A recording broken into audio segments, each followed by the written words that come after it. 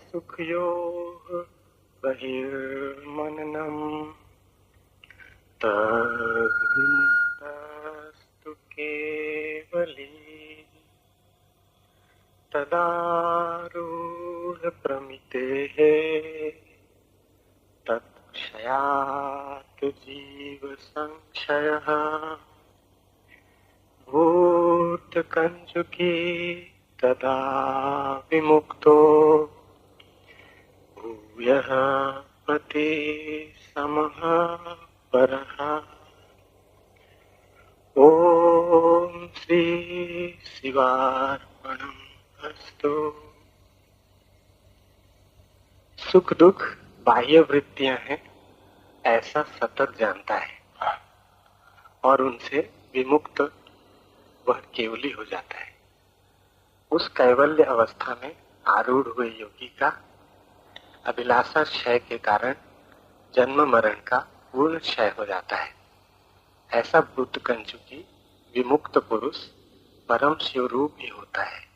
ओम भगवान श्री शिव को यह अर्पित हो।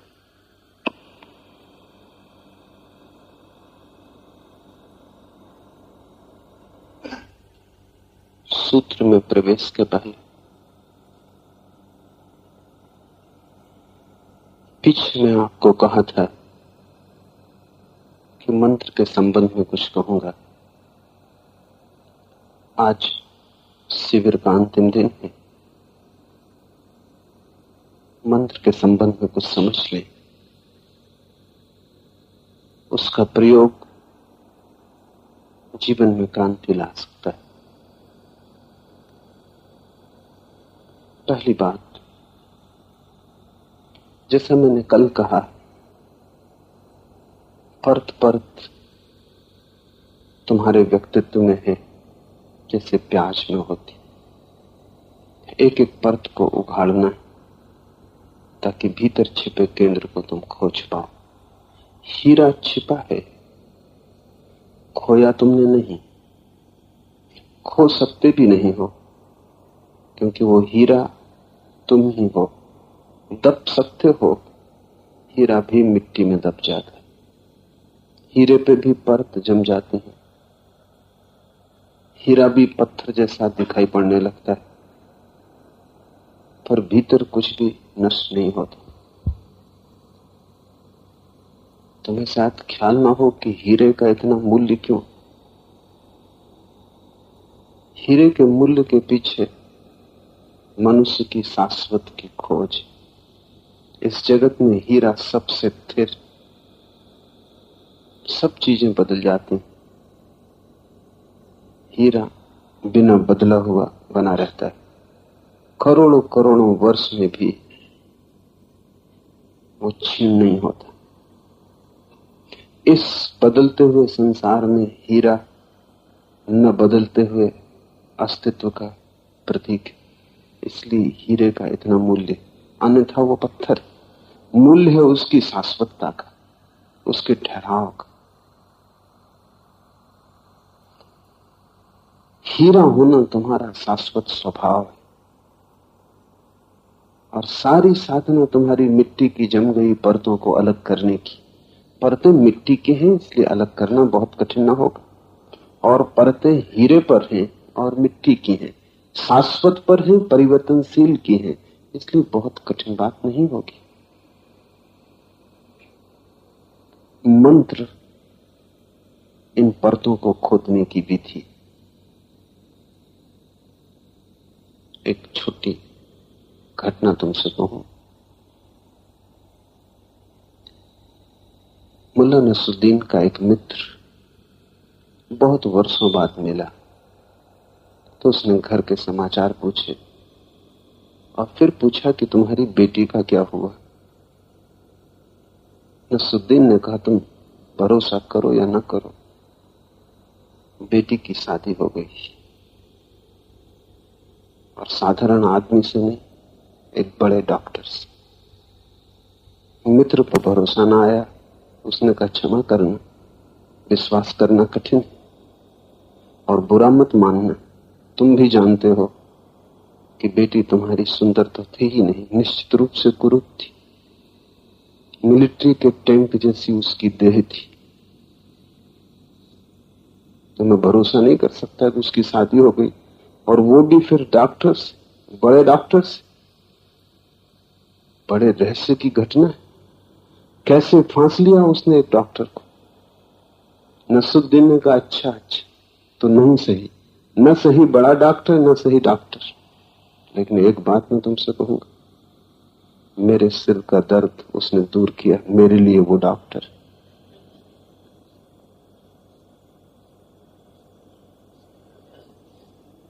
जो सिर का दर्द दूर करे वो डॉक्टर, और जो सिर को ही दूर कर दे वो मंत्र। न रहेगा बांस, न बजेगी बांसुरी। सिर जब तक है तब तक दर्द होता ही रहेगा। ऐसी भी विधि है जिससे सिर दूर हो जाए। तुम्हारी सारी तकलीफ तुम्हारा सिर, तुम्हारे विचार, विचारों का ऊहापोह चिंतना है। अगर विचार खो जाएं तो सिर खो गए, तब तुम तो रहोगे लेकिन मन न रहेगा। मन को जो मार दे वो मंत्र, मन की जिससे मृत्यु घटित हो जाए वो मंत्र। और मन जब नहीं रह जाता तो तुम्हारे और शरीर के बीच जो सेतु है वो टूट जाता है। मन ही जोड़े हुए है तुम्हें शरीर से। अगर बीच का सेतु, बीच का संबंध टूट जाए तो शरीर अलग, तुम अलग हो जाते। और जिसने जान लिया अपने को शरीर से अलग और मन से सुन, वो शिवत्व को उपलब्ध हो जाता है, वो परम केवली। इसलिए मंत्र को समझ ले। मंत्र की परिभाषा जिससे सिर ही खो जाए, मन न बचे।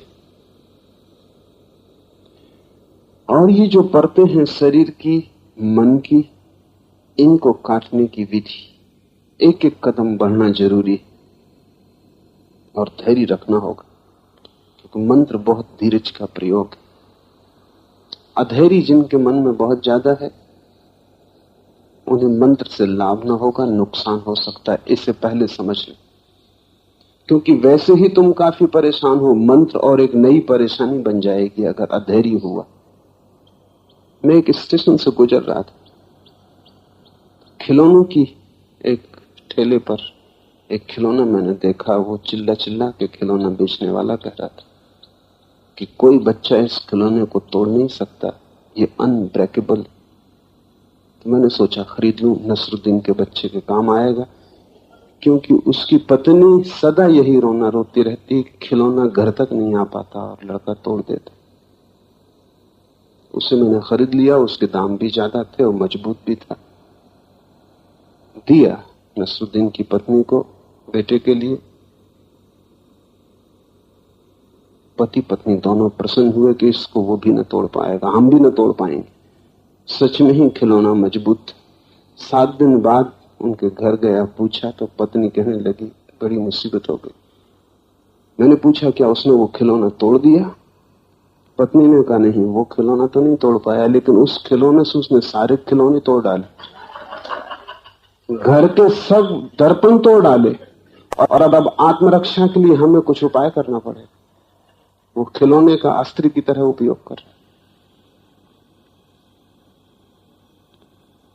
तुम वैसे ही विक्षिप्त दशा में हो। मंत्र से विक्षिप्तता टूट भी सकती है, बढ़ भी सकती है। वैसे ही तुम बोझ से भरे हो और नया मंत्र और एक बोझ ले आया। इसलिए एक अनहोनी घटना रोज घटती है कि जिनको तुम साधारणतः धार्मिक आदमी कहते हो, वो साधारण सांसारिक आदमी से ज्यादा परेशान हो जाते, क्योंकि उसको संसारी को संसार की परेशानी, उनको संसार की तो बनी ही रहती, धर्म की ओर जुड़ जाती, वो प्लस। उससे कुछ घटता नहीं, बढ़ता है। मन पुराने सब धंधे तो जारी रखता है, ये एक नया धंधा और पकड़ लिया, व्यस्तता और बढ़ गई। तो मंत्र के साथ अत्यंत धैर्य चाहिए, अन्यथा उस झंझट में मत पड़ना। जैसे दवा को मात्रा में लेना होता है, ये मत सोचना कि पूरी बोतल इकट्ठी पी गए तो बीमारी अभी ठीक हो जाए। उससे बीमार मर सकता है, बीमारी ना मरेगी। उसे मात्रा में ही लेना। और मंत्र की मात्राएं बड़ी होम्योपैथिक हैं, बड़ी सूक्ष्म। तो बहुत धैर्य की जरूरत है, वो पहली जरूरत है। फल की बहुत जल्दी आकांक्षा मत करना, वो जल्दी आएगा भी नहीं, क्योंकि ये परम फल है। ये कोई मौसमी फूल नहीं है कि बोया और 15 दिन के भीतर आ गए। जन्म जन्म लग जाते। और एक कठिन बात जो समझ लेने की वो ये है कि जितना धैर्य हो उतने जल्दी फल आ जाएगा, और जितना अधैर्य हो उतनी ज्यादा देर लग जाएगी। एक आदमी जा रहा था रास्ते से, उसका जूता उसे काट रहा था। जूता छोटा था, वो जूते को गालियां दे रहा था और बहुत परेशान था। नसरुद्दीन ने उससे पूछा कि मेरे भाई, इतना तंग जूता कहां से खरीदा? वो आदमी वैसे ही चला बुना था, वैसे ही क्रोध में था। उसने कहा, जूता कहां से खरीदा? इस झाड़ से तोड़ा। नसरुद्दीन ने कहा, मेरे भाई थोड़ी देर रुक जाते तो पैर के नाप का तो हो जाता। कच्चा तोड़ लिया। मंत्र कभी कच्चा मत तोड़ना, नहीं तो बुरे फंस जाओ। जूते को तो कोई फेंक दे, मंत्र को फेंकना बहुत मुश्किल है, क्योंकि जूता तो बाहर है, मंत्र भीतर होता है। और अगर गलती से मंत्र में फंस गए तो निकालना बहुत मुश्किल हो जाता है। बहुत से धार्मिक लोग पागल हो जाते, उसका कारण है मंत्र में फंस गए, कुछ जल्दी कर ली तोड़ने की। फल पक नहीं पाया था, कच्चा ले गए। पक के तो फल बहुत मीठा हो जाता, कच्चा बहुत तिक्त होगा, बहुत कड़वा होगा, जहरीला होगा। पहली परत है शरीर। तो मंत्र का पहला प्रयोग शरीर से शुरू करना जरूरी, क्योंकि वहीं तुम हो, वहीं से इलाज शुरू होगा।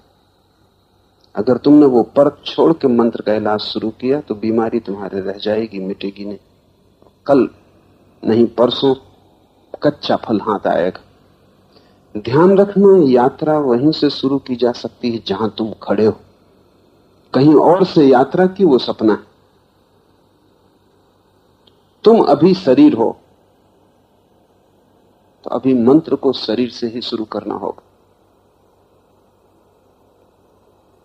विधि को समझ लो। पहले 10 मिनट शांत बैठ जाना। शांत बैठने के पहले, क्योंकि शांत बैठना आसान नहीं, 5 मिनट नाचना, उछलना, कूदना, और दिल खोल के उछलना, कूदना, नाचना, ताकि शरीर के भीतर रग रग रेसे रेसे में जो रेस्टलेसनेस, वो जो बेचैनी है, वो निकल जाए। तभी तुम 10 मिनट शांति से बैठ पाओगे। शांति से बैठने के लिए ये जरूरी रेचन। 10-5 मिनट जितना तुम्हें ठीक लगे, जितनी तुम्हारी बेचैनी हो उस हिसाब से तुम नाचना, कूदना, डोलना, शरीर को सब तरफ से हिलाना, ताकि 10 मिनट शरीर हिलने की आकांक्षा ना करे, उसकी हिलने की तृप्ति कर देना।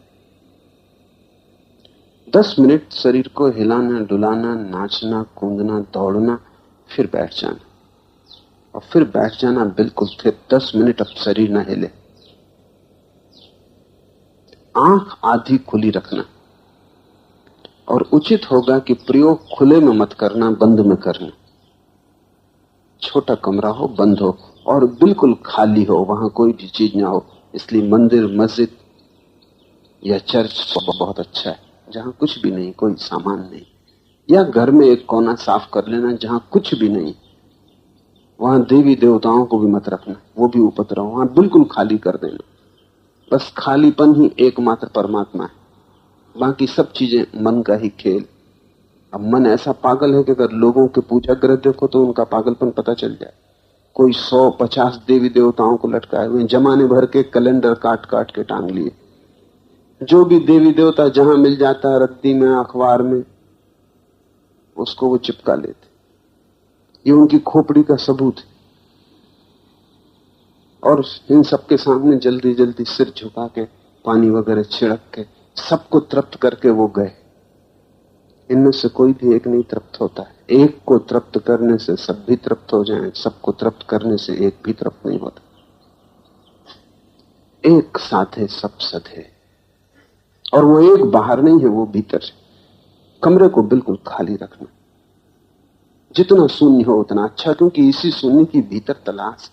ये कमरा तुम्हारे भीतर शून्य का प्रतीक हो, और छोटा हो क्योंकि मंत्र में उसका उपयोग है, और खाली हो उसका भी उपयोग है। आंख आधी खुली रखना, क्योंकि जब आंख पूरी खुली होती है तो तुम दरवाजे पर खड़े हो अपने मकान के, पीठ मकान की तरफ, मुंह संसार की तरफ। एकदम से पीठ ना मुड़ेगी, एकदम से परिवर्तन आसान नहीं। तुम सिर्फ आधी आंख खोलना, आधा संसार की तरफ बंद और आधा अपनी तरफ खुले। आधी आंख खुले होने का यही अर्थ है कि आधा संसार देख रहे हैं, आधा अपने को। यहीं से शुरू करना, और जल्दी की कोई आवश्यकता नहीं। आधी आंख जब खुली होती है तो तुम एक तंद्रा जैसी स्थिति अनुभव करोगे। तो अपनी नाक के शीर्ष भाग को देखते रहना, बस उतनी ही आंख खोलनी। एकाग्रता नहीं करनी है, शांत भाव से नाक का अगला हिस्सा दिखाई पड़ रहा है, नासाग्र दिखाई पड़ रहा है। तब ओम का पाठ जोर से शुरू करना, शरीर से, क्योंकि शरीर में तुम हो। तो जोर से ओम की ध्वनि करना कि दीवाल के कमरों से टकरा के तुम पर गिरने लगे। इसलिए खाली जरूरी, खाली होगी तो प्रतिध्वनि होगी। जितनी प्रतिध्वनि हो उतनी लाभ की। इसलिए अगर तुम ईसाइयों का कैथेड्रल देखे हो तो वो मंत्र के लिए बनाया गया था। वहां कुछ भी बोलो तो ध्वनि हजार हो के तुम्हारे ऊपर लौट आती। हिंदुओं ने मंदिर बनाया था अर्ध व्रत में, सिर्फ इसीलिए कि उसकी गुंबज में ध्वनि टकरा के वापस लौट आएगी। व्रताकार वस्तु से कोई भी ध्वनि बाहर नहीं जा सकती, भीतर लौट आती। वो मंत्र के लिए था। तो तुम बैठ जाना, जोर से ओंकार, ओम ओम, जितने जोर से कर सको, क्योंकि शरीर का उपयोग करना है। तुम्हारा पूरा शरीर निमज्जित हो जाए ओम में। ऐसा लगने लगे कि तुमने अपनी पूरी जीवन ऊर्जा ओम में लगा दी, कुछ बचाया नहीं। जैसे इसी पर जीवन मरण टिका है, इससे कम में मंत्र पूरा नहीं होता। ऐसे धीरे धीरे मुर्दे की तरह कहते रहो, आधे आधे, उससे हल ना होगा। समग्र भाव से, जैसे कि इसी पर निर्भर है कि अगर तुमने पूरी तरह ओम कहा तो ही तुम बचोगे, अन्यथा मर जाओगे। दांव पर लगा देना। जैसे सिंहनाद होने लगे, आधी आंख खुली आधी बंद, जोर से ओम का पाठ। और ध्यान रखना, जैसे कोई पत्थर फेंकता है शांत झील में, लहरें उठती हैं, चारों तरफ चली जाती। ऐसा जब तुम ओम कहोगे, तुमने एक पत्थर फेंका उस शांत शून्यता में कमरे की, चारों तरफ किरणें फैली, ध्वनि गई, टकराई, वापस लौटी। और तुम इतने जल्दी ओम कहना कि ओवरलैपिंग हो जाए। एक मंत्रोच्चार के ऊपर दूसरा मंत्रोच्चार हो जाए, ओम ओम ओम। दो ओम के बीच जगह मत छोड़ना। पसीना पसीना हो जाना, सारी ताकत लगा देना। थोड़े ही दिनों में तुम पाओगे कि पूरा कक्ष ओम से भर गया। तुम पाओगे कि पूरा कक्ष तुम्हें साथ दे रहा है, ध्वनि लौट रही। अगर तुम कोई गोल कक्ष खोज पाओ तो ज्यादा आसान होगा, अगर गुंबद वाला कक्ष खोज पाओ तो और भी आसान होगा। बिल्कुल कुछ भी ना हो, ताकि ध्वनि पूरी तरह तुम पर बरसने लगे। तुम्हारा शरीर एक स्नान से गुजर जाएगा और तुम पाओगे कि ऐसी शीतलता जल के स्नान से कभी भी नहीं मिलती। अभी वैज्ञानिक इस पर बहुत खोज कर रहे हैं और वो कहते हैं कि वृक्षों को अगर कुछ खास ध्वनि का संगीत सुनाया जाए तो उनमें जल्दी फूल आ जाते हैं, जल्दी फल आ जाते हैं, वृक्ष जल्दी बढ़ जाते हैं। रूस और अमेरिका में दोनों जगह खेतों में संगीत का प्रयोग किया जा रहा है ताकि फसलें जल्दी आ जाएं, दुगनी आ जाएं, और परिणाम सफल हुए। रविशंकर के सितार पर एक प्रयोग किया जा रहा था कनाडा में। रविशंकर सितार बजाते और बीज बोए थे एक तरफ, दूसरी तरफ थोड़े पास थोड़े दूर कई तरह के बीज बोए थे। और बड़ी हैरानी की बात हुई कि जब उनमें से अंकुर आए तो वे सभी अंकुर रविशंकर की सितार की तरफ झुके हुए थे। वृक्ष बड़े हुए, लेकिन जैसे तुम अपने कान को बहरा आदमी पास कर देता सुनने के लिए, सभी पौधों ने अपने कान सितार पे लगा दिए। और दुगनी बढ़ती होती जो पौधा 3 महीने में बढ़ता, वो 1.5 महीने में बढ़ जाता, और पौधे परम आनंदित होते। पौधा सिर्फ शरीर है, अभी उसका सब खोया हुआ है, बिल्कुल प्रसुप्त है, लेकिन शरीर भी ध्वनि से तरंगित होता है, आंदोलित होता है। जब चारों तरफ से ओंकार तुम पे बरसने लगेगा, लौटने लगेगा, तुम्हारी ध्वनि वर्तुलाकार हो जाएगी, तुम पाओगे शरीर का रोआ रोआ प्रसन्न हो रहा है, रोए रोए से रोग झर रहा है, शांति स्वास्थ्य प्रगाढ़ हो रहा है। तुम हैरान होकर पाओगे कि तुम्हारे शरीर की बहुत सी तकलीफें अपने आप खो गई, क्योंकि ये बड़ा गहरा स्नान है और बड़ी गहराई तक इसकी पकड़ और पहुंच। शरीर ध्वनि का ही जोड़ है और ओंकार से अद्भुत ध्वनि नहीं। ये 10 मिनट ओंकार का उच्चार जोर से शरीर के माध्यम से,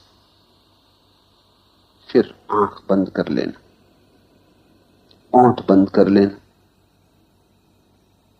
जीभ तालू से लग जाए इस तरह मुंह बंद कर लेना कि बिल्कुल बंद है, कोई जगह ना बची, क्योंकि अब जीभ का उपयोग नहीं करना, ओंठ का उपयोग नहीं करना। दूसरा कदम है 10 मिनट तक अब ओम का उच्चार करना भीतर मन में। अभी तक कक्ष था चारों तरफ, अब शरीर है चारों तरफ। अभी तक मकान के भीतर थे तुम, अब शरीर मकान है। दूसरे 10 मिनट में अब तुम अपने भीतर मन में ही गुजाना, ओंठ का, जीभ का, कंठ का कोई उपयोग ना करना, सिर्फ मन में ओम ओम, लेकिन गति वही रखना, तीव्रता वही रखना। जैसे तुमने कमरे को भर दिया था ओंकार से, ऐसे ही अब शरीर को भीतर से भर देना ओंकार से, कि शरीर के भीतर ही कंपन होने लगे, ओम दोहरने लगे पैर से लेकर सिर तक। और इतनी तेजी से ये ओम करना है जितनी तेजी से तुम कर सको, और 2 ओम के बीच जरा भी जगह मत छोड़ना, क्योंकि मन का एक नियम है कि वो एक साथ 2 विचार नहीं कर सकता। एक साथ 2 विचार असंभव है। तो अगर तुमने ओम इतने जोर से गुंजाया कि 2 ओम के बीच में जरा सी भी संधि ना बची तो कोई विचार ना आ सकेगा। अगर जरा सी संधि बची तो विचार आ जाएगा, उसी संधि में से जगह बना लेगा। तो संधि मत छोड़ना, संधि शून्य उच्चार। इसकी भी फिक्र न करना कि एक ओम पर दूसरा चढ़ा जा रहा है, जैसे कभी मालगाड़ी टकरा जाती, एक डब्बे के ऊपर दूसरा डब्बा हो जाता। ऐसा तुम ओम को एक दूसरे के ऊपर हो जाने देना, जगह बीच में मत छोड़ना। और ध्यान रखना शरीर का उपयोग नहीं करना इसमें। आंख इसलिए बंद कर ली, शरीर स्थिर है, मन में ही गूंज करनी। शरीर से ही टकरा कर गूंज मन पे वापस गिरेगी, जैसे कमरे से टकरा के स्वयं पर, शरीर पर गिर रही थी। उससे शरीर शुद्ध हुआ, इससे मन शुद्ध होगा। और जैसे जैसे गूंज गहन होने लगेगी तुम पाओगे कि मन विसर्जित होने लगा। एक गहन शांति जैसी तुमने कभी नहीं जानी, उसका स्वाद मिलना शुरू हो जाए। 10 मिनट तक तुम भीतर गुंजार करना। 10 मिनट के बाद गर्दन झुका लेना, कि तुम्हारी दाढ़ी छाती को छूने लगे। 2-4 दिन तकलीफ भी मालूम होगी गर्दन में, उसकी फिक्र मत करना, वो चली जाएगी। तीसरे चरण में दाढ़ी छूने लगे, जैसे गर्दन कट गई, उसमें कोई जान न रही। और अब तुम मन में भी गुंजार मत करना ओम का, अब तुम सुनने की कोशिश करना। जैसे ओंकार हो ही रहा है, तुम सिर्फ सुनने वाले हो, करने वाले नहीं, क्योंकि मन के बाहर तभी जा सकोगे जब कर्ता छूट जाए। अब तुम साक्षी हो जाना। अब तुम गर्दन झुका के ये कोशिश करना कि भीतर ओंकार चल रहा है, मैं उसे सुनूं। गालिब का बहुत प्रसिद्ध वचन है, दिल के आईने में है तस्वीर यार, जब जरा गर्दन झुकाई देख ले। वो गर्दन झुकाना जरूरी। जैसे ही गर्दन झुकती है, दिल का आईना सामने आ जाता और उस परम प्रिय की तस्वीर वहां, प्रतिबिंब वहां। लेकिन गर्दन झुकाना तुम्हें नहीं आता, तुम तो गर्दन अकड़ा के चलते हो। जहां गर्दन झुकाने की बात आई वहीं तुम और तन जाते हो। तुम अगर परमात्मा को खो रहे हो तो सिर्फ एक अकड़ से कि तुम गर्दन झुकाने को राजी नहीं, समर्पण की तुम्हारी तैयारी नहीं। ये तो प्रतीक है गर्दन को लटका देना जैसे कट गई, ताकि तुम झुक सको। और जैसे ही गर्दन झुकती, भीतर देखना आसान हो जाता। जैसे ही गर्दन झुकती, विचार मुश्किल हो जाता। अब तुम सुनने की कोशिश करना। अभी तक तुम मंत्र का उच्चार कर रहे थे, अब तुम मंत्र के साक्षी बनने की कोशिश करना। और तुम चकित होगे कि तुम पाओगे कि भीतर सूक्ष्म उच्चार चल रहा है। वो ओम जैसा है, ठीक ओम नहीं है, क्योंकि भाषा में उसे लाना कठिन, ठीक ओम जैसा है। तुम अगर शांति से सुनोगे तो अब वो तुम्हें सुनाई पड़ेगा। शरीर से तुम हट गए, पहले मंत्र के प्रयोग ने तुम्हें शरीर से काट दिया, दूसरे मंत्र के प्रयोग ने तुम्हें मन से काट दिया, अब तीसरा मंत्र का प्रयोग साक्षी भाव का है। और इसलिए ओंकार से अद्भुत कोई मंत्र नहीं, ओम से अद्भुत कोई मंत्र नहीं। राम, कृष्ण, महावीर, बुद्ध प्यारे, लेकिन मन के बाहर ना ले जा सकेंगे, क्योंकि उनकी प्रतिमा, उनका रूप है। ओम अरूप है। और बुद्ध, कृष्ण, जीसस, उनके साथ तुम्हारा लगाव, भाव, प्रेम, आसक्ति, मोह, वो मन के बाहर न ले जाने दे। ओम बिल्कुल अर्थहीन, ओम बड़ा अनूठा है, इसमें कोई अर्थ नहीं, न इसका कोई रूप, न इसकी कोई प्रतिमा है, न इसकी कोई आकृति, ये वर्णमाला का हिस्सा भी नहीं। और ये निकटतम है उस ध्वनि के जो भीतर सतत चल रही है, जो तुम्हारे जीवन का स्वभाव। जैसे कि झरने कल कल का नाद करते, उन्हें करना नहीं पड़ता, उनके बहने से ही कल कल नाद होता रहता है।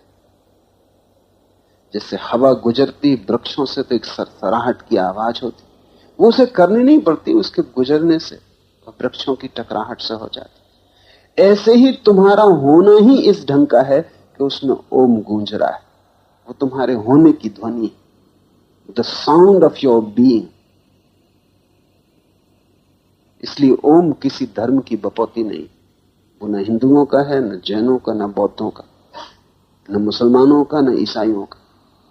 ओम अकेला मंत्र है जो गैर सांप्रदायिक है, बाकी सब मंत्र सांप्रदायिक है। ये तुम चकित होगे कि जैन भी ओम का उपयोग करते हैं, बौद्ध भी ओम का उपयोग करते हैं, ईसाई भी उपयोग करते हैं, मुसलमान भी। थोड़ा फर्क है, वो ओम की जगह अमीन का उपयोग करते हैं, वो ओम का ही रूपांतरण, वो ओम का ही भ्रष्ट रूप। इस मुल्क से उन तक खबर पहुंचते पहुंचते ओम अमीन हो गए।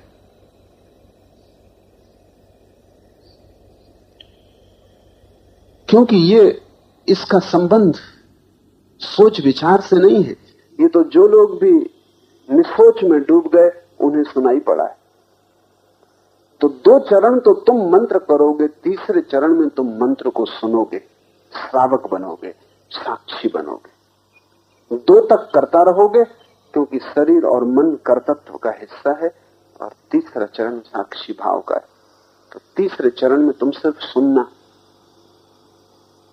शरीर कटा, मन कटा, तब तुम बच गए, प्याज के छिलके अलग हुए, अब सिर्फ शुद्ध अस्तित्व बचा, वही शिवत्व है। और एक बार इसका स्वाद आ जाए तो फिर तुम जल्दी जल्दी जाने लगोगे, फिर स्वाद ही खींचने लगेगा, फिर स्वाद एक मैग्नेट बन जाता है, और जिसमें हमें स्वाद आता है उस तरफ हम सहज ही चले जाते हैं। कठिनाई तो वही होती जहां हमें स्वाद नहीं आता। तुम ध्यान लगाते हो, नहीं लगता क्योंकि तुम्हें स्वाद नहीं आया। अभी पहला स्वाद आ जाए उसके बाद कोई अड़चन न होगी, फिर तो मन वहां वहां अपने आप पहुंच जाता है। जरा समय मिला, आंख बंद की कि दिल के आईने में है तस्वीरें यार। जब बाजार में, दुकान में कहीं मौका मिला, जब जरा गर्दन झुकाई देख ली, वो स्वाद एक दफा आ जाए, वही पहला कदम कठिन है। पहला कदम आधी मंजिल के बराबर है।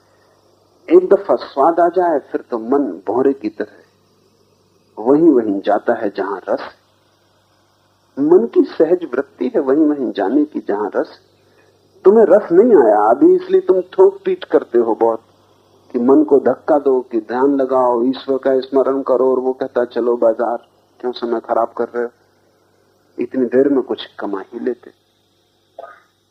और फिर ये बाद में कर लेना, जल्दी भी क्या है, जब समय हो तब कर लेना, अभी दुकान का समय है, दफ्तर का समय।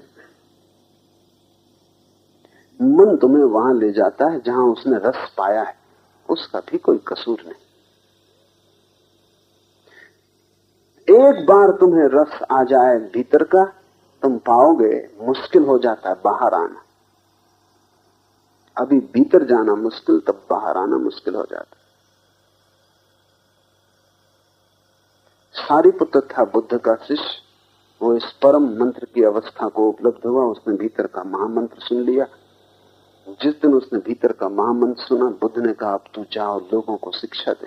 उसने कहा अब मेरा जाने का कहीं मन नहीं होता। बुद्ध ने कहा इसीलिए भेजता हूं, क्योंकि पहले तू बाहर पकड़ा हुआ था, वो भी बंधन था, अब कहीं तू भीतर न पकड़ जाए, वो भी बंधन। जैसे बाहर से भीतर आने में कठिनाई थी, अब बाहर जाने में कठिनाई।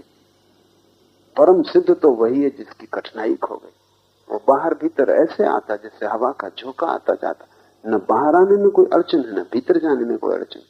बाहर बाहर नहीं है, अब भीतर भीतर नहीं है, दोनों एक हो गए।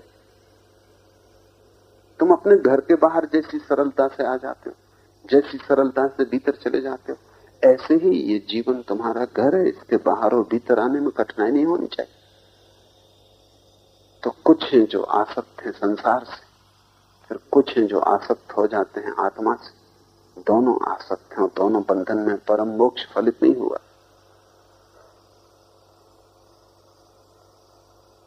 ज्ञानी वही है जिसका अब कोई बंधन नहीं, न बाहर न भीतर, जिसका प्रवाह सहज।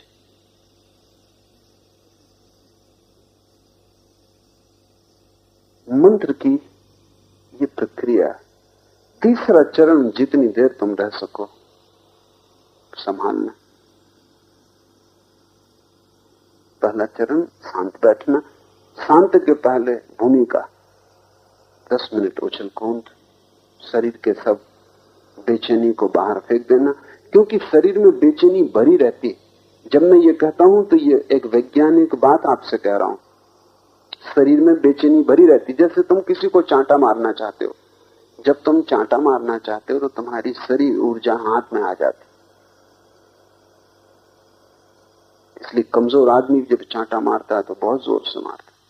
तुम आशा नहीं कर सकते थे कि यह आदमी और इतने जोर का चांटा मारे। ये साधारण हाथ नहीं रहा, ऊर्जा हाथ में आ गई। लेकिन चांटा तुम नहीं मार पाते, 1000 कारण हो सकते। जिंदगी जटिल है। जिसको तुम चांटा मारने जा रहे हो उससे कुछ स्वार्थ है, वो पूरा करना जरूरी। तुम चांटे को रोक लेते हो, ऊर्जा पे वापस लौटने का कोई उपाय नहीं। ये वैज्ञानिक शोध है, अत्यंत आधुनिक, कि शरीर से बाहर तो ऊर्जा के जाने का मार्ग है, बाहर गई ऊर्जा को भीतर लाने का कोई मार्ग नहीं। तो जो ऊर्जा हाथ में आ गई, अब वो हाथ में रुकेगी अगर तुमने चांटा नहीं मारा। चांटा किसको मारा इससे फर्क नहीं पड़ता, तुम हवा में ही चांटा मार दो तो भी ऊर्जा का निष्कासन हो जाएगा। लेकिन ऊर्जा को भीतर लाने वाले स्नायु शरीर में नहीं है, वो वहीं अटकी रहेगी। और इस तरह तुमने बहुत सी ऊर्जा तुम 24 घंटे में शरीर के अलग अलग हिस्सों में अटका लेते हो। फिर तुम ध्यान को बैठे, वो सब अटकी ऊर्जा बाधा डालेगी। इसलिए तुम कहते हो पैर में दर्द हो रहा, कहीं चींटी चढ़ रही, कहीं एक कमर में कुछ मालूम होता, कहीं गर्दन में खुजलाहट आती। ये सब काल्पनिक नहीं है, ये तुम कल्पना नहीं कर रहे हो, ये हो रहा है। क्योंकि कभी तुम खाली बैठे नहीं, कुछ न कुछ में लगे रहे, ऊर्जा संलग्न थी। अब तुम खाली बैठे तो जहां जहां ऊर्जा अटकी है वहां वहां बेचैनी, रेस्टलेसनेस पैदा होगी। एक छोटे बच्चे को देखो, उसको कह दोगे बैठो शांत, तो वो आंख बंद करके बैठ जाएगा। लेकिन देखो कितनी मुसीबत उठा रहा है सिर्फ खाली बैठने में। हाथ को दबाएगा, पैर को दबाएगा, आंख बंद करेगा, मुंह रोकेगा, क्योंकि सब तरफ ऊर्जा का प्रवाह है। पैर भागना चाहते, हाथ फैलना चाहते, आंखें देखना चाहती, कान सुनना चाहते। उनकी पुरानी आदत है, वो ऊर्जा का पुराना प्रवाह का ढंग। इसलिए मैं सदा जोर देता हूं कि प्रत्येक ध्यान के पहले रेचन जरूरी। रेचन तुम्हें सहयोगी होगा। 10 मिनट दौड़ लो, कूद लो, उछल लो, सारी ऊर्जा जो जम गई है उसे फेंक दो, फिर बैठ जाओ। जैसे तूफान के बाद शांति आ जाती, ऐसे रेचन के बाद शरीर हल्का हो जाता है, उसकी बेचैनी खो जाती। पर वो भूमिका है, वो कोई चरण नहीं। वो मकान के बाहर की सीढ़ी, मकान के भीतर असली यात्रा तो शुरू होती 10 मिनट ओंकार की ध्वनि शरीर से, 10 मिनट ओंकार की ध्वनि मन से, 10 मिनट ओंकार की ध्वनि तुम्हें नहीं करनी, वो अस्तित्व में हो ही रही है, तुम्हें सिर्फ सुननी। इसलिए मैं कहता हूं राम, कृष्ण, बुद्ध उतने ठीक नहीं होंगे। दूसरे चरण तक तो ले जाएंगे, तीसरे चरण तक नहीं ले जाएंगे, क्योंकि तीसरे चरण में जो ध्वनि हो रही है वो ओम की। लेकिन कभी कभी राम से भी कोई तीसरे चरण में पहुंच जाता, वो वैसा ही जैसा कभी तुम ट्रेन में चलते हो,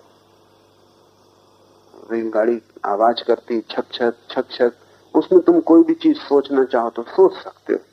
तुम अगर सोचना चाहो अल्लाह अल्लाह अल्लाह, धीरे धीरे तुमको लगने लगेगा कि वो छक छक नहीं है, अल्लाह अल्लाह अल्लाह हो रहा, या राम राम राम तो राम राम हो रहा है, लेकिन हो सिर्फ छक छक छक छक रहा है। ओम शुद्ध ध्वनि। अगर तुम राम को ही पकड़ के चलोगे तो तुम्हें राम भी सुनाई पड़ने लगेगा वहां, लेकिन वो आरोपण है, और आरोपण का अर्थ है मन थोड़ा जिंदा है। हम वही जानना चाहते हैं जो है, हम वही देखना चाहते हैं जो है। हम मन को उसके ऊपर थोपना नहीं चाहते, रंग नहीं देना चाहते। इसलिए मंत्र, महामंत्र तो ओंकार है, बाकी सब मंत्र छोटे छोटे दूसरे तक ले जा सकते हैं, तीसरे में बाधा डालेंगे, कोई जरूरत नहीं। तुम ओम का प्रयोग करना, और इस भांति जैसा मैंने कहा 3 महीने तुम चिंता मत करना कि क्या परिणाम आ रहे, तुम परिणाम की विचार ही मत करना, तुम सिर्फ किए जाना। तुम सोचना ही मत कुछ हो रहा है कि नहीं हो रहा, अभी तक हुआ कि नहीं। तुम 3 महीने तक सोचना ही मत। तुम एक तारीख तय कर लेना कि 3 महीने फला तारीख को लौट के सोचेंगे कुछ हुआ कि नहीं, तब तक नहीं सोचेंगे फल को। अगर तुमने इतना साहस रखा है, और ये साहस वैसा ही है जैसा छोटे बच्चे कभी कभी आम की गोई बो देते, आधा घड़ी बाद जाके फिर निकाल के देखते हैं कि अभी तक अंकुर आया कि नहीं, फिर गड़ा आते हैं उदासी में, कभी तक कुछ नहीं हुआ, फिर घड़ी भर बाद पहुंच जाते हैं, फिर उखाड़ के देख लेते, ये अंकुर कभी आएगा ही नहीं। क्योंकि अंकुर आने के लिए जरूरी है एक समय की सीमा, कि कोई अंधकार में दबी रहे, पृथ्वी में गड़ी रहे। तुम्हारा ध्यान भी फल नहीं ला पाता, क्योंकि तुम बार बार गोई को उखाड़ के देखते हो कुछ हुआ कि नहीं, वो हृदय में पहुंच ही नहीं पाता, उसके पहले तुम निकाल के देख लेते। जीसस ने कहा है तुम्हारा दायां हाथ क्या करता है तुम्हारे बाएं हाथ को पता न चले। मंत्र को ऐसा गला दो भीतर, उसको उघाड़ उघाड़ के मत देखो, वो बीज है। इसलिए मंत्र को हमने बीज कहा है। बीज का अर्थ है उसको उघाड़ उघाड़ के मत देखना, उसका समय है, वो अपने समय से ही फूटेगा, तुम्हारी जल्दबाजी से नहीं।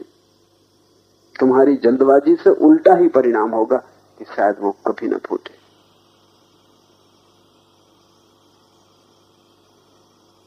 इस महामंत्र को इस समाधि शिविर से अपने साथ ले जाएं और प्रयोग करें। 3 महीने धैर्य से किया, बड़े मीठे रस से भर जाएंगे, जिसको कबीर ने गूंगे का गुड़ कहा है। और एक बार वो गुड़ स्वाद में आ जाए, फिर कोई कठिनाई नहीं। फिर तुम जहां हो ठीक हो, तुम जो कर रहे हो ठीक हो। फिर संसार स्वप्नवत हो जाता है। जीवन एक अभिनय से ज्यादा नहीं रह जाता, तुम साक्षी हो जाते। तुम्हारा साक्षित्व ही शिवत्व है। अब हम सूत्रों को लें। सुख दुख वाह्य वृत्तियां हैं, ऐसा सतत जानता है। वह जो शिवत्व को उपलब्ध हुआ, ऐसा सतत जानता है कि सुख दुख वाह्य वृत्तियां हैं। सुख भी बाहर घटता है, दुख भी बाहर घटता है, दोनों में से कोई भी तुम्हारे भीतर नहीं पहुंचता, लेकिन तुम दोनों से परेशान हो जाते। सुख को भी तुम पकड़ लेते हो और तादात्म्य कर लेते हो और समझते हो मैं सुखी हूं। बस तुमने दुख पैदा किया, अब देर नहीं, यहीं से दुख शुरू हो गया। जैसे तुमने कहा मैं सुखी हूं, तुमने दुख के बीज बो दिए। अब ज्यादा देर ना लगेगी, जल्दी ही दुख आ जाएगा। क्योंकि दुख का अर्थ है वृत्तियों के साथ एक हो जाना। फिर जब दुख आएगा तब तुम दुख के साथ एक हो जाओगे। तुम्हारी तकलीफ यह है कि जो भी सामने आता है तुम उसी के साथ एक हो जाते। जो भी दिखाई पड़ता है उसमें तुम देखने वाले नहीं रह जाते, भोक्ता हो जाते। दुख आया तो रोते हो, छाती पीटते हो, सुख आया तो नाचने कूदने लगते हो। सुख भी बाहर से आता है, दुख भी बाहर से आता है, और तुम्हारे भीतर जाने का कोई उपाय नहीं, लेकिन तुम ही अपने हाथ से सुख दुख के साथ जुड़ के सुख दुख भोग लेते हो। जैसे ही कोई व्यक्ति मन के पार गया, उसे फिर दिखाई पड़ेगा कि सब मंदिर के बाहर ही हो रहा है, भीतर कुछ आता नहीं। सुख दुख वाह्य वृत्तियां हैं, ऐसा सतत जानता है। सतत शब्द महत्वपूर्ण। ऐसा कभी कभी तो तुम भी जानते हो, और अक्सर जब दूसरे को समझाना हो तब तो तुम पक्का ही जानते हो। तुम जितने बुद्धिमान दूसरों के लिए हो, काश उतने ही अपने लिए होते। जितनी समझ सलाह में तुम लगाते हो, उतनी समझ काश तुमने अपनी जीवन यात्रा में लगाई होती।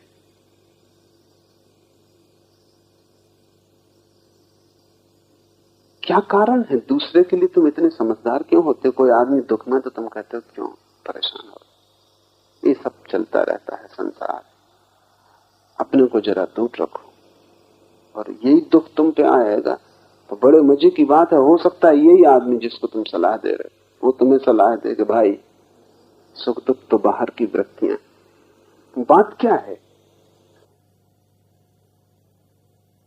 कारण क्या है? कारण यह है कि जब दूसरे पे दुख आता है तब तुम साक्षी हो, इसलिए ज्ञान उत्पन्न होता है। दूसरे पे दुख आ रहा है, तुम पे तो आ नहीं रहा, तुम सिर्फ देखने वाले हो। इतने ही देखने वाले जब तुम अपने दुख के लिए हो जाओगे, तब इतना ही ज्ञान तुम्हें अपने प्रति भी बना रहेगा। तुमने अभी अपना ज्ञान बांटा है। मुल्ला नसरुद्दीन एक मनस चिकित्सक के पास गया और उसने कहा कि मेरी पत्नी की हालत अब खराब है, कुछ आपको करना ही पड़ेगा। मनोचिकित्सक ने अध्ययन किया पत्नी का कुछ सप्ताह तक और कहा कि इसका मस्तिष्क तो बिल्कुल खत्म हो गया। नसरुद्दीन ने कहा वो मुझे पता था, रोज मुझे बांटती थी, मुझे देती थी, आखिर हर चीज खत्म हो जाती। रोज थोड़ा थोड़ा करके अपनी बुद्धि मुझे देती रही, खत्म हो गई। तुम दूसरों को तो बुद्धि बांट रहे हो, लेकिन उसी बुद्धि का प्रयोग तुम अपने तय नहीं कर पाते। अब जब दोबारा तुम्हारे जीवन में सुख आए तो तुम ऐसे देखना जैसे किसी और के जीवन में आया। तुम जरा दूर खड़े होकर देखने की कोशिश करना, जरा फासला चाहिए, थोड़ा सा भी फासला, काफी फासला हो जाता है।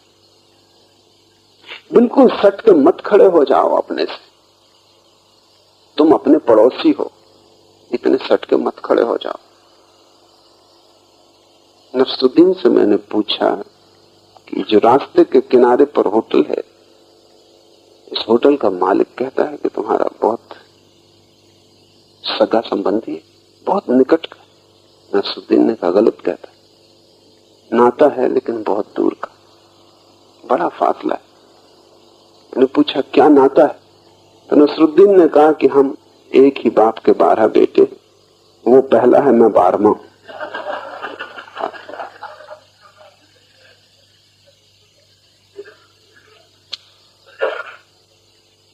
तुम अपने पड़ोसी हो, फासला काफी है, ज्यादा सटके मत खड़े हो, जरा दूरी रखो। दूरी के बिना परिपेक्ष खो जाता है, पर्सपेक्टिव खो जाता है। कोई भी चीज देखनी हो तो थोड़ा सा फासला चाहिए। तुम अगर बिल्कुल फूल के पर आंखें रख दो तो क्या खाक दिखाई पड़ेगा? कि तुम दर्पण में बिल्कुल सिर लगा दो तो कुछ भी दिखाई ना पड़ेगा। थोड़ी दूरी चाहिए, अपने से थोड़ी दूरी ही सारी साधना है। जैसे जैसे दूरी बढ़ती है तुम हैरान होकर देखोगे कि तुम व्यर्थ ही परेशान थे। जो घटनाएं तुम पर कभी घटी ही न थी, तुमसे बाहर घट रही थी। सिर्फ करीब खड़े होने के कारण प्रतिबिंब तुम में पड़ता था, छाया तुम पर पड़ती थी, धुन तुम तक आ जाती थी। उसी प्रतिध्वनि को तुम अपनी समझ लेते थे और परेशान होते थे। एक मकान में आग लगी थी और मकान का मालिक स्वभाव था छाती पीट कर रो रहा था, लेकिन एक आदमी ने कहा तुम नाक परेशान हो रहे हो क्योंकि मुझे पता है तुम्हारे लड़के ने कल ये मकान बेच दिया। उसने कहा क्या कहा? ये लड़का गांव के बाहर गया था, रोना खो गया। मकान में अब भी आग लगी, वो बढ़ गई बल्कि पहले से, लपटें उठ रही, सब जल रहा है, लेकिन अब ये आदमी इस मकान से फासले पर हो गया। अब ये मकान मालिक नहीं। तभी लड़का भागता हुआ आया, उसने कहा क्या हुआ, ये मकान जल रहा है? सौदा तो हो गया था लेकिन पैसे अभी मिले नहीं, और जलेगी कौन पैसे देगा? फिर बाप छाती पीटने लगा। मकान वहीं के वहीं, उसमें कोई फर्क नहीं पड़ रहा है। मकान को पता ही नहीं कि यहां सुख हो गया, दुख हो गया। और फिर फर्क हो सकता है अगर वो आदमी आके कह दे कि कोई बात नहीं, मैं वचन का आदमी, जल गया जल गया, खरीद लिया, पैसे दूंगा। फिर बात बदल गई, सब बाहर हो रहा है और तुम इतने करीब सट के खड़े हो जाते हो, उससे कठिनाई होती। थोड़ा फासला बनाओ। जब सुख आए तो थोड़े दूर खड़े होकर देखना, जब दुख आए तब भी दूर खड़े होकर देखना, और सुख से शुरू करना, ध्यान रहे दुख से शुरू मत करना। हम में से अक्सर लोग जब दुख होता है तब दूर होने की कोशिश करते हैं, तब सफल न हो पाओगे, वो जरा कठिन मार्ग है। जब सुख होता है तब दूर होने की कोशिश करना, क्योंकि दुख से तो सभी दूर होना चाहते हैं, वो बिल्कुल सामान्य मन की वृत्ति है। सुख से कोई दूर नहीं होना चाहता, इसलिए दुख से दूर होने की तुम कोशिश मत करना, क्योंकि वो तो तुम सदा से कर रहे हो, उससे कुछ फल नहीं हुआ। उल्टे चलना होगा। जैसी तुमने यात्रा की है उससे तो तुम भटकते ही चले गए हो, अब वापस लौटना होगा, प्रतिक्रमण करना होगा।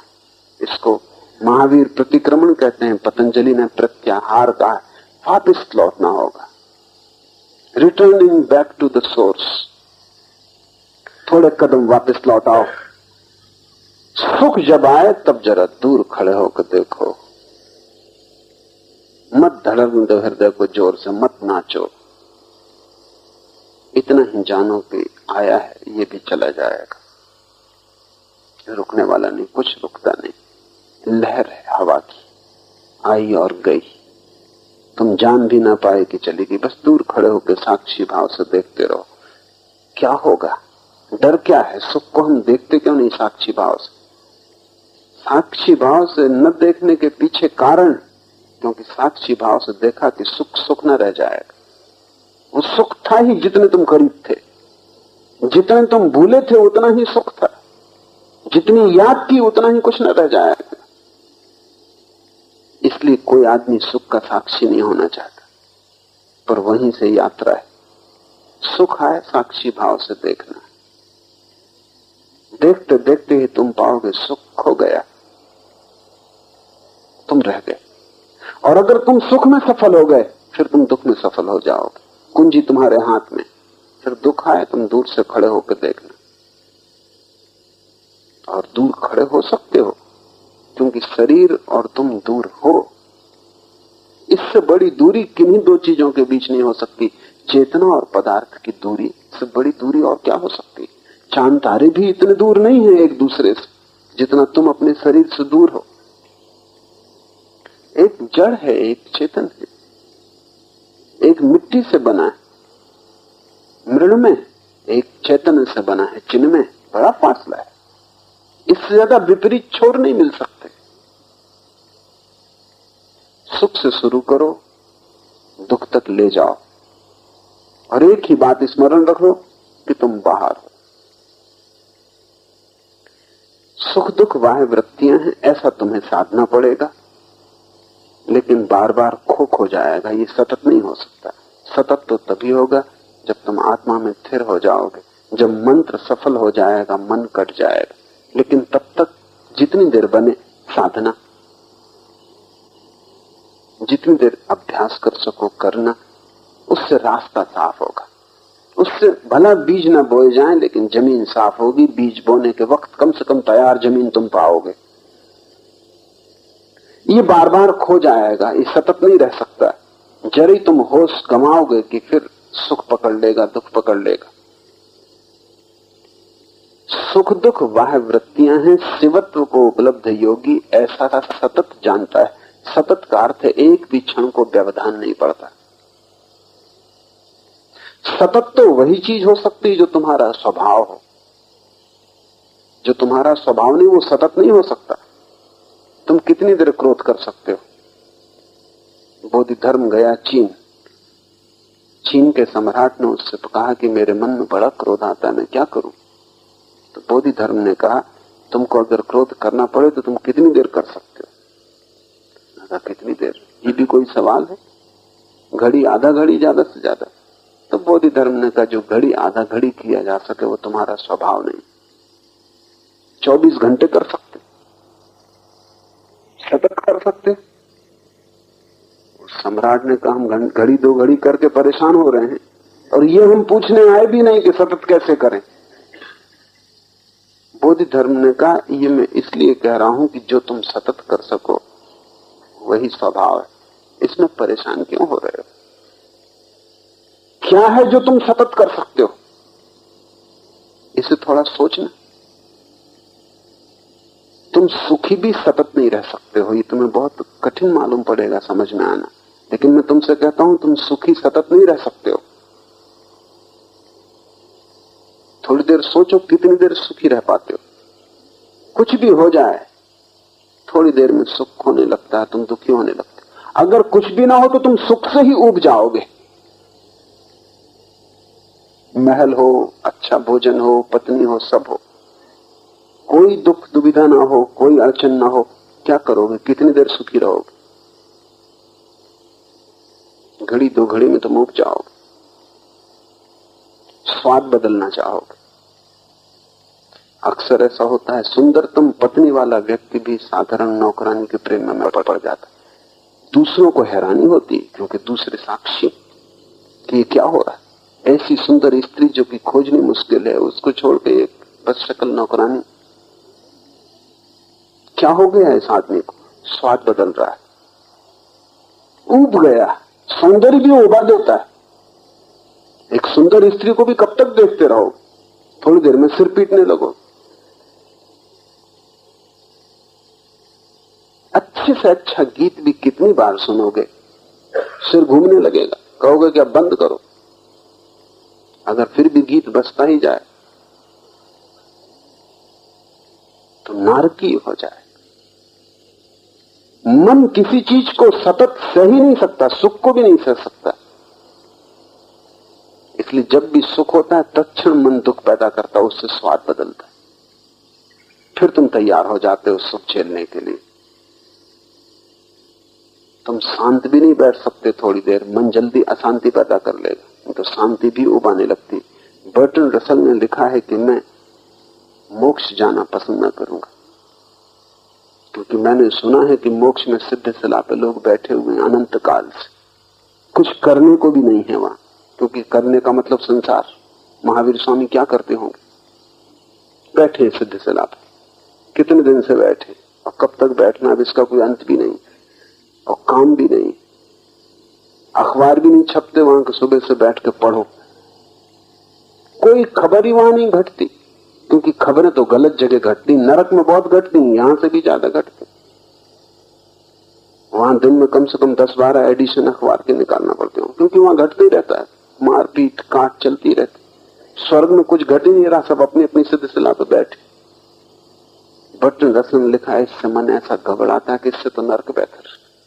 मन ठीक कह रहा है, लेकिन बर्टन रसल को पता नहीं कि मन जब तक हो तब तक कोई मोक्ष नहीं जाता। मन तो यही छूट जाता है जो बदलाहट मांगता है। मोक्ष तो वही जाता है जिसका मन न रहा, मोक्ष तो वही जाता है जो सतत है। तुम्हारे भीतर सतत तुम क्या झेल सकोगे? न तो सुख तुम सतत झेल सकते हो, क्योंकि उससे भी उत्तेजना होती, न तुम दुख सतत झेल सकते हो, क्योंकि उससे भी उत्तेजना होती। तुम सिर्फ शांत हो सकते हो सतत, क्योंकि वो उत्तेजना की अवस्था नहीं। वो दोनों के ठीक मध्य में और दोनों के पार है।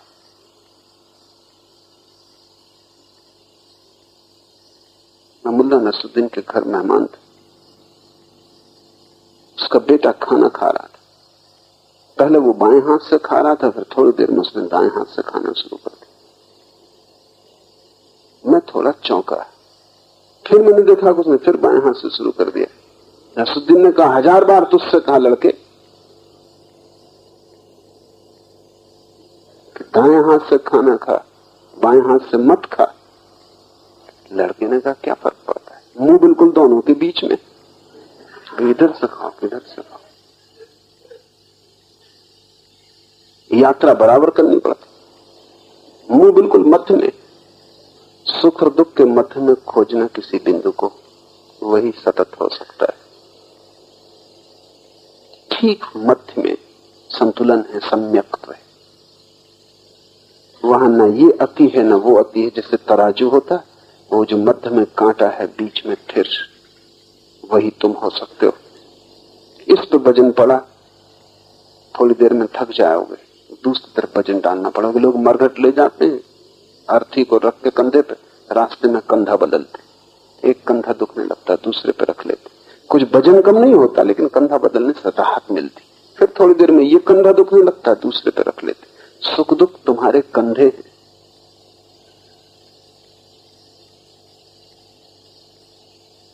और कर्ता का भाव तुम्हारी अर्थी है, जिसको तुम बदलते रहते। कभी सुख के साथ जुड़ जाते हो, कभी दुख के साथ जुड़ जाते हो। साक्षी बनो, मध्य में ठहर जाओ, तब तुम सतत रह पाओगे। बुद्धत्व सतत रह सकता है, क्योंकि वो शांत अवस्था है। वहां आनंद तो है, लेकिन वह आनंद सूरज की प्रगाढ़ किरणों की भांति नहीं, चांद की शांत किरणों की भांति। वहां आनंद तो है, लेकिन जलती हुई अग्नि की भांति नहीं, शांत आलोक की भांति।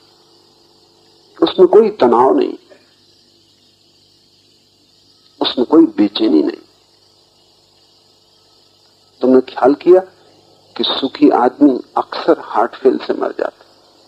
कभी बहुत सुख आ जाए, लॉटरी एकदम से मिल जाए, न मिले तो मुसीबत, मिल जाए तो मुसीबत। एकदम से लॉटरी मिल जाए कि तुम गए। मैंने सुना है एक आदमी को लॉटरी मिल गई 10 लाख रुपए की। पत्नी को खबर मिली, पत्नी बहुत घबराई क्योंकि वो अपने पति को जानती कि 10 पैसे मिल जाए तो हार्ट फेल हो जाए।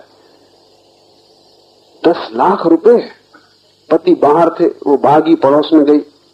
एक मंदिर के पुजारी को उसने पकड़ा क्योंकि वो उसको ज्ञानी समझती थी।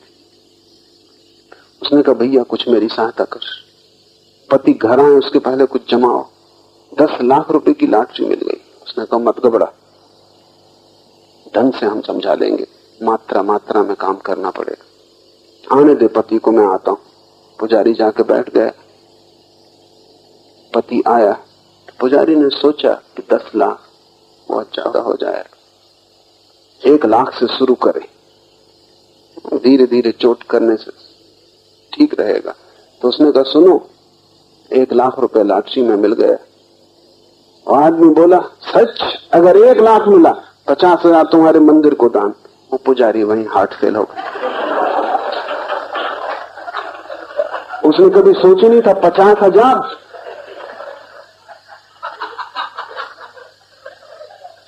सुख भी मार डालता है।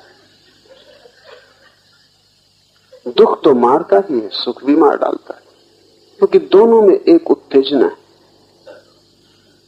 और जहां उत्तेजना है वहां चीजें टूट जाती। सतत तो वही रह सकता है जो तुम्हारा अनुत्तेजित स्वभाव है। जिसे साधना ना पड़े वही सतत रह सकता है। जो सदा बिना साधे तुम्हारे भीतर है वही सतत रह सकता है। जिसे तुम छोड़ भी नहीं सकते वही सतत रह सकता है। इसलिए सारे धर्म की खोज स्वभाव की खोज, स्वभाव की खोज धर्म है, क्योंकि वो शाश्वत है, उससे तुम कभी ना उबोगे, क्योंकि वो तुम ही हो। उससे अलग होने का उपाय ही नहीं, उसके पार खड़े होकर देखने का उपाय नहीं। जिससे भी तुम दूर खड़े होकर देख सकते हो उससे तुम उब जाओगे, वो तुम्हारा स्वभाव नहीं।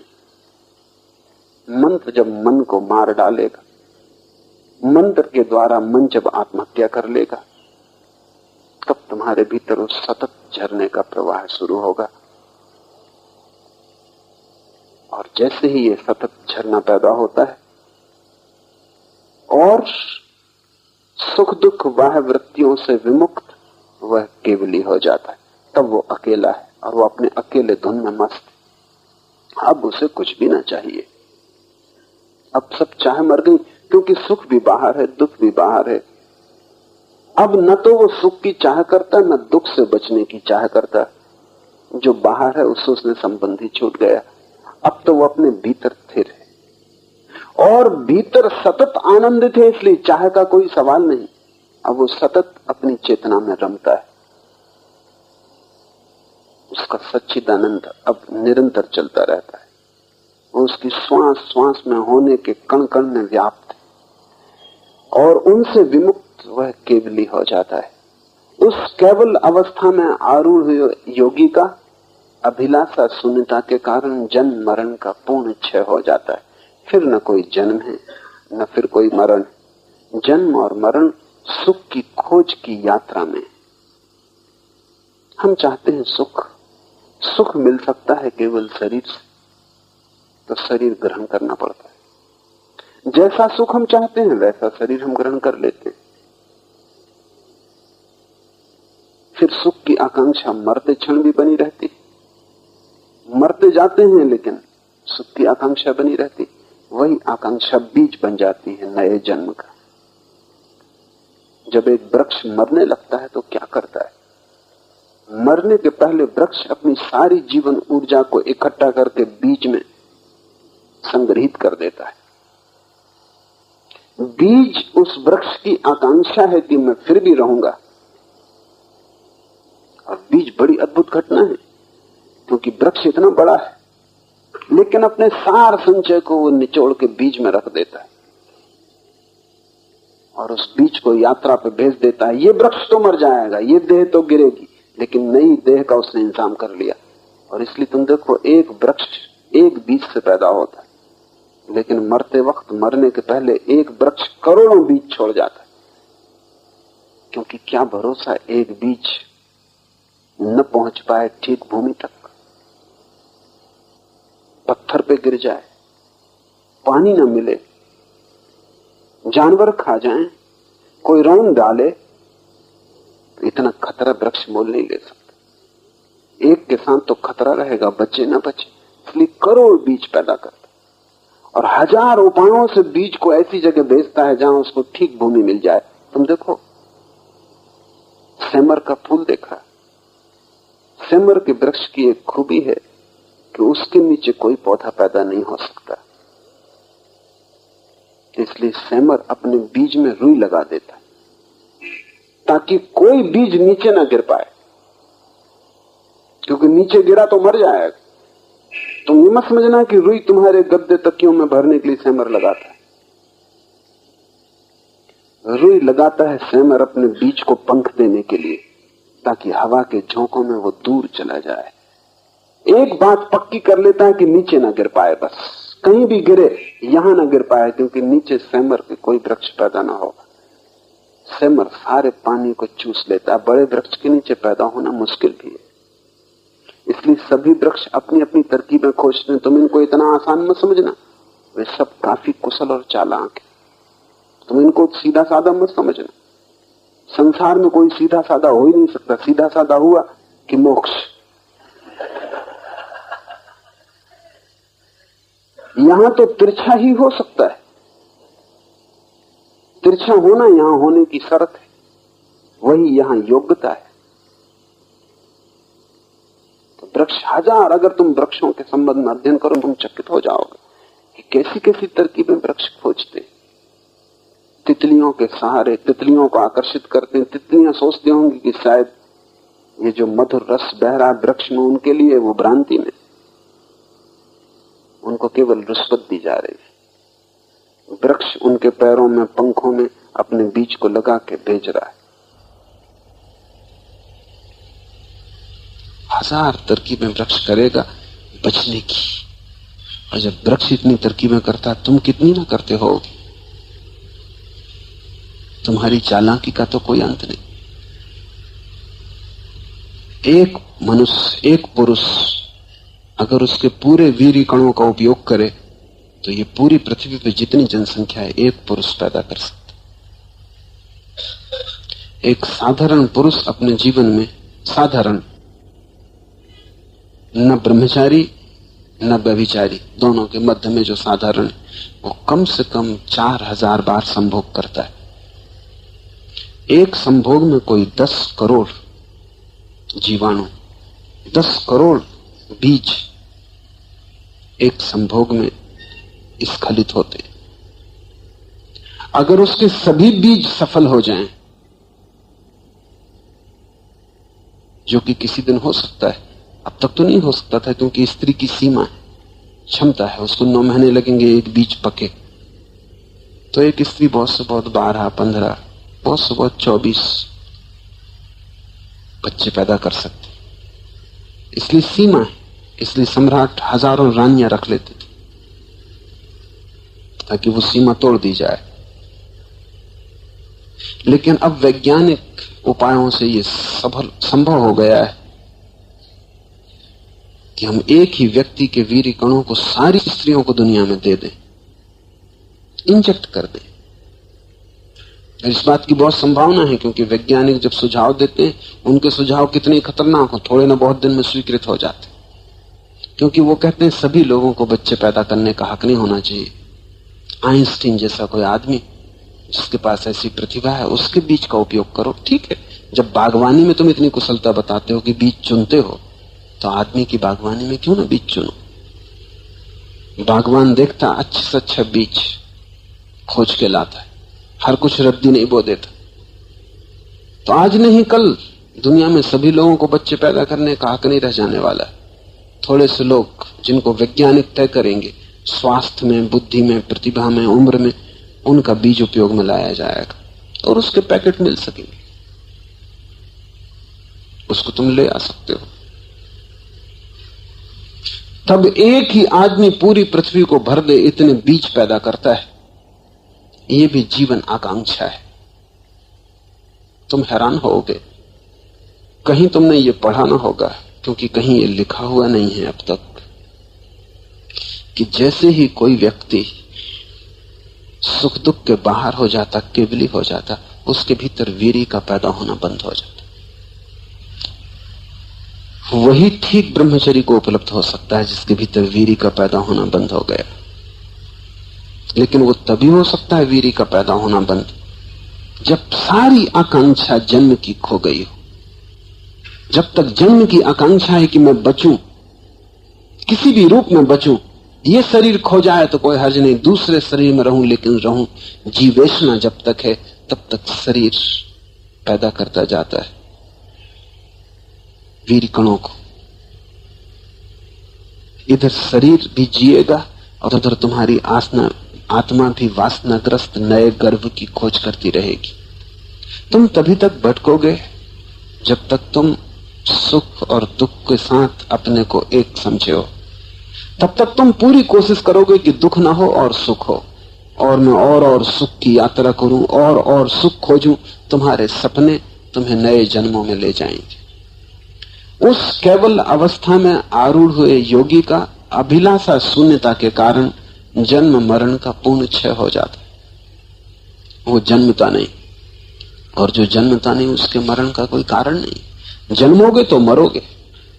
जन्म का ही दूसरा पहलू मरण है। वो जन्म के ही सिक्के पे एक तरफ जन्म और दूसरी तरफ मृत्यु है। इधर तुम जन्मे, उधर तुम मरोगे। लेकिन जिसे मृत्यु से मुक्त होना है उसे जन्म से मुक्त होना पड़ेगा। मृत्यु से तो सभी मुक्त होना चाहते, लेकिन जन्म से कोई मुक्त नहीं होना चाहता। यही हमारी कठिनाई है।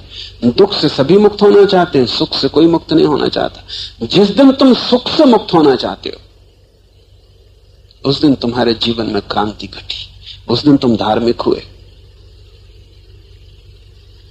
मुल्ला नसरुद्दीन पहली दफा समुद्र की यात्रा पर गया। पहली दफा जहाज में सवार हुआ, बड़ा बीमार हो गया, उल्टी, वमन, चक्कर। और एक दिन सुबह इतना घबरा गया, तूफान भयंकर था और जहाज करवटें ले रहा था और वो लौट रहा था। उसने अपनी पत्नी को कहा कि सुन, सारी संपत्ति तेरे नाम से लिख छोड़ी है और मेरी वसीयत बैंक में रखी, सब हिसाब किताब वहां है, और मुझे दूसरे किनारे पर दफना देना, चाहे मैं मरूं या ना, क्योंकि जिंदा या मुर्दा ये यात्रा दोबारा नहीं कर सकता। जिंदा या मुर्दा ये यात्रा अब दोबारा नहीं कर सकता हूं। तू मुझे वहीं दफना आना और बाकी सब बैंक में वो तू संभाल ले। जिस दिन तुम्हें जिंदगी ऐसी बेहूदी दिखाई पड़ने लगेगी, पूरी यात्रा इतनी व्यर्थ दिखाई पड़ने लगेगी कि जिंदा या मुर्दा तुम कोई भी हालत में इस यात्रा पर वापस ना आना चाहोगे। जिस दिन तुम्हें ये जिंदगी मृत्यु से बदतर दिखाई पड़ने लगेगी, और ये है, उसी दिन तुम्हारे जीवन में क्रांति होगी। अभी तुम धर्म में भी उत्सुक होते हो तो वो भी सुख की ही खोज के लिए, इसलिए तुम्हें धर्म कभी मिल नहीं पाता। धर्म में तुम्हारी उत्सुकता वास्तविक तभी होगी जब तुम इस जीवन की यात्रा पर किसी भी स्थिति में जाने को राजी नहीं हो। तुमने सब देख लिया और तुमने सब व्यर्थ पाया। तुमने सुख देख लिए और पाया कि वे भी पीड़ा से भर जाते हैं, और तुमने दुख देख लिए और पाया कि वे भी पीड़ा से भर जाते हैं। दुख तो दुख है ही, यहां सुख भी दुख है। यहां जो मीठा लगता है वो भी जहर है। यहां जहर तो है ही, अमृत की जो घोषणा है वो भी जहर की ही, जहर को ही छिपाने की तरकीब। जिस दिन तुम्हें सब व्यर्थ हो गया, सब बाहर है और सब सारहीन है, उसी दिन तुम्हारे जीवन में धर्म का जन्म होगा। ध्यान रहे, अपने मन में साफ साफ खोजना कि तुम धर्म में उत्सुक सुख के लिए हो, तो तुम उत्सुक ही नहीं हो। धर्म में उत्सुकता तो सच्ची तभी है जब तुम शांति के लिए, सुख के लिए नहीं, शांति के लिए उत्सुक। सुख भी व्यर्थ, दुख भी व्यर्थ, अब तुम दोनों से छुटकारा चाहते हो। उस केवल अवस्था में आरूढ़ हुए योगी का अभिलाषा शून्यता के कारण अब उसकी कोई वासना नहीं। अब वो किसी यात्रा पर नहीं जाना चाहता, यात्रा मात्र व्यर्थ हो गई, जन्म मरण का पूर्ण क्षय हो जाता। ऐसा भूत कंचुकी विमुक्त पुरुष परम शिव रूप हो जाता है। वही ब्रह्म है, वही परमात्मा है। ऐसा भूत कंचुकी, ये शब्द बड़ा प्यारा है। भूत कंचुकी का अर्थ है पांचों तत्व जिनसे शरीर बना है उसके लिए वस्त्र जैसे हो गए, भूत कंचुक हो गए। जिसके लिए शरीर मन, क्योंकि दोनों ही पंचभूतों से बने, ये स्थूल पंचभूतों से जो बना है वो शरीर, और जो इस सूक्ष्म पंच तन मात्राओं से बना है वो मन, ये दोनों एक के ही सूक्ष्म और स्थूल रूप है। ये दोनों ही जब वस्त्रों जैसे हो गए और उसने अपने को पहचान लिया जो इन वस्त्रों के भीतर छिपा है, जिसने प्याज को पूरा खोल लिया, भीतर के शिवत्व को, शून्यत्व को जान लिया, ऐसा भूत कंचुकी विमुक्त पुरुष स्वयं परमात्मा हो जाता है। हम इस देश में किसी एक परमात्मा में भरोसा नहीं करते कि कोई एक परमात्मा आकाश में बैठा है वो सबको चला रहा है। नहीं, हम इस देश में सभी जीवन यात्राओं का अंत परमात्मा में होता है ऐसा भरोसा करते। यहां सभी खिलते खिलते परमात्मा रूप हो जाते। परमात्मा कोई स्थिति नहीं, सभी का भविष्य। इस बात को थोड़ा गहराई में समझ लो। दुनिया में दूसरे धर्म हैं जो भारत के बाहर पैदा हुए, ईसाईयत, यहूदी, इस्लाम, वो तीन बड़े धर्म भारत के बाहर पैदा हुए। तीन बड़े धर्म भारत में पैदा हुए, हिंदू, बौद्ध, जैन। इन दोनों के बीच एक बुनियादी फर्क है, और वो बुनियादी फर्क है कि यहूदी, ईसाई और इस्लाम परमात्मा को पीछे देखते हैं आदि कारण की तरह, उसने जगत को बनाया। हम परमात्मा को आगे देखते हैं अंतिम फल की तरह। इससे बड़ा फर्क पड़ता है।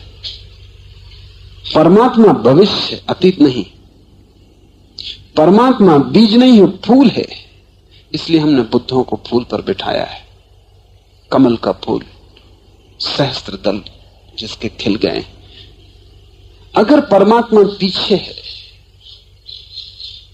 दुनिया को उसने बनाया तो वो एक, तब दुनिया एक तरह की तानाशाही होगी, और इस दुनिया में मोक्ष घटित नहीं हो सकता। क्योंकि स्वतंत्रता कैसी जब तुम बनाए गए हो? बनाए हुए की कोई स्वतंत्रता होती है? जिस दिन बनाने वाला मिटाना चाहेगा मिटा देगा। जब वो बना सका तो मिटाने में क्या बाधा पड़ेगी? तब तुम खेल खिलौने हो, कठपुतलियां हो, तब तुम्हारी आत्मा और स्वतंत्रता का कोई अर्थ नहीं। इसलिए हम परमात्मा को सृष्टा की तरह नहीं देखते, हम परमात्मा को अंतिम निष्पत्ति की तरह देखते। वो तुम्हारा अंतिम विकास है। तो परमात्मा विकास का प्रथम चरण नहीं, अंतिम शिखर है। वो गौरी शंकर है, वो कैलाश है, वो आखिरी शिखर है जहां सभी चेतनाएं अंततः पहुंच जाएंगी। जिस तरफ सभी की यात्रा चल रही है, देर अबेर सभी को वहां पहुंच जाना है। तुम रोज रोज हो रहे परमात्मा हो। तो परमात्मा कोई एक घटना नहीं है जो घट गई, परमात्मा एक प्रवाह है जो प्रतिपल घट रहा है। परमात्मा प्रतिक्षण हो रहा है, वो तुम्हारे भीतर बढ़ रहा है। तुम परमात्मा के गर्भ हो। इसलिए ये शिव सूत्र पूरा होता है इस अंतिम बात पर। यही सारे शास्त्र पूरे होते हैं। तुमसे शुरू होते हैं, परमात्मा पर पूरे होते। तुम जैसे अभी हो वो पहला चरण, तुम जैसे अंततः हो जाओगे वो अंतिम चरण। बीज की तरह तुम, वो तुम्हारा भटकाव, वृक्ष की तरह तुम जब खिल जाओगे अपनी समग्रता में, वो तुम्हारी निष्पत्ति, वो तुम्हारा फुलफिलमेंट, वो तुम्हारा आप्त काम सब पूरा हो गया। फूल जब खिलता है तो वृक्ष के प्राण पूरे हो गए। उसके खिलने में वृक्ष ने अपनी पूरी सुगंध पाली। वृक्ष जिस चीज के लिए पैदा हुआ था वो घटित हो गया। फूल के खिलते के साथ वृक्ष एक नृत्य से भर जाता। उसका रोआ रोआ पुलकित, वो व्यर्थ नहीं गया, सार्थक हुआ, फलीभूत हुआ। सुगंध, सौंदर्य उसमें खिल गए। और जब एक वृक्ष एक फूल के खिलने पे इतना आनंदित होता है जो कि क्षण भर टिकेगा और गिर जाएगा, जो फूल अभी खिला और सांझ के पहले मुरझा जाएगा, कितना आनंद है जब कोई वर्धमान महावीर होता है, जब फूल खिलता है। कोई गौतम सिद्धार्थ बुद्ध होता है जब फूल खिलता है। और ऐसा फूल जो कभी नहीं मुरझाएगा, उस फूल को ही हम शिवत्व कहते हैं, वही परमात्मा है। मंत्र का उपयोग करना ताकि तुम में जो व्यर्थ है वो कट जाए और तुम में जो सार्थक है वो निखर आए। मंत्र का उपयोग करना जिससे कि जैसे तुम हो वो टूट जाए, बिखर जाए भूमि में, और तुम जो हो सकते हो वो अंकुरित हो जाए। तुम्हारे भीतर परमात्मा को छिपाए तुम चल रहे हो, संभाल के चलना, सावधानी से चलना। जैसे गर्भिणी स्त्री संभल के चलती, वैसा साधक संभल के चलता है। क्योंकि तुम्हारा ही जीवन का सवाल नहीं, तुम्हारे भीतर सारे अस्तित्व ने दांव लगाया है। सारा अस्तित्व तुम्हारे भीतर खिलने को आतुर है। उत्तरदायित्व तो बहुत बड़ा है। बहुत सावधानी से संभल के होश पूर्वक एक एक कदम रखना, क्योंकि तुमसे परमात्मा का जन्म होना है।